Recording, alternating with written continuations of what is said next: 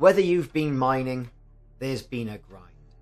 Whether you've been transporting passengers, there's been problems. Whether you've been doing trade or combat, at one stage you have got to the point where you are going to be really flush with elite dangerous credit.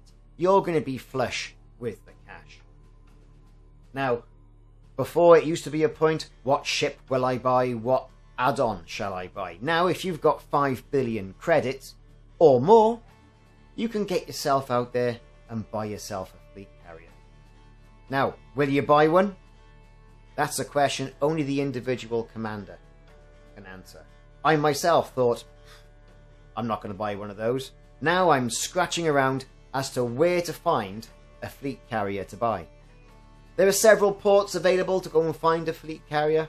Agartha, Alcor, Balante, that's currently where I am, ready to get mine. CD 47990, doesn't that just roll off the tongue? Colonia, Diso, Ehlanda, and Kakmbutan. Kruger 60, Landstack, Namnetes, Panoi, and Skeggiko. Those were the places to go and buy a fleet carrier in the beta, and hopefully now that hasn't changed as we've reached our release to production. Get yourself over to one of these stations, get your 5 billion credits, and if you want to, spend that amount of cash after all that grind and go and buy yourself a fleet carrier.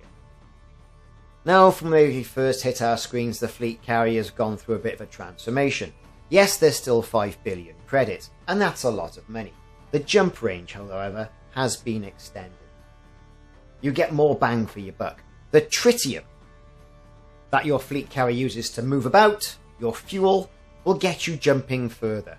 There's been a great amount of feedback brought in from the community, and running costs have been reduced by a huge 85.5%, down from the original figures that were pandered around with the initial Elite Dangerous Frontier stream and the Alpha. When it got into beta, however, they had listened, so that was good. So it's good for them to listen to the community, and I think Frontier really do want the community to enjoy this experience and go rocking around. Now here's one thing to consider. Does this make the Gnosis, the Cannon Research Carrier and Research Ship, does it make it redundant? You can effectively go bombing around the galaxy in your own fleet carrier now, providing you've got a support network who can go out and mine some tritium for you. Who knows?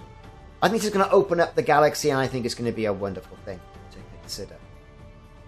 Jump prep has been reduced down to 15 minutes, and cooldown, your hyperdrive engines, dropped down to 5 minutes as well, making that fleet carrier a little bit more dynamic, down from the half an hour it used to be. My god, you'd be waiting all day long. So, where are you going to go and buy yours from? That's the question. Will you buy one?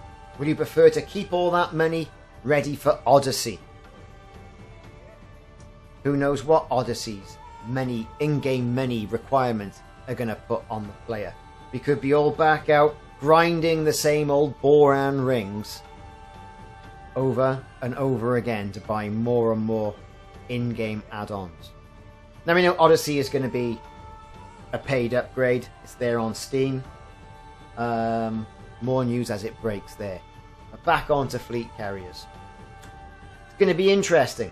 Make sure you set it up properly before you disembark. Make sure you stock it up, or you could find yourself bouncing around with a bit of a 5 billion credit weight around your neck. I've been Ricardo. Thanks very much for watching. This has been detailing where to go and buy your fleet carriers. Hope you enjoyed the video. Hope you enjoy fleet carriers. Put some comments in the comment section and look me up on the Discord. We'll be discussing it all week, if not for weeks to come. See you soon.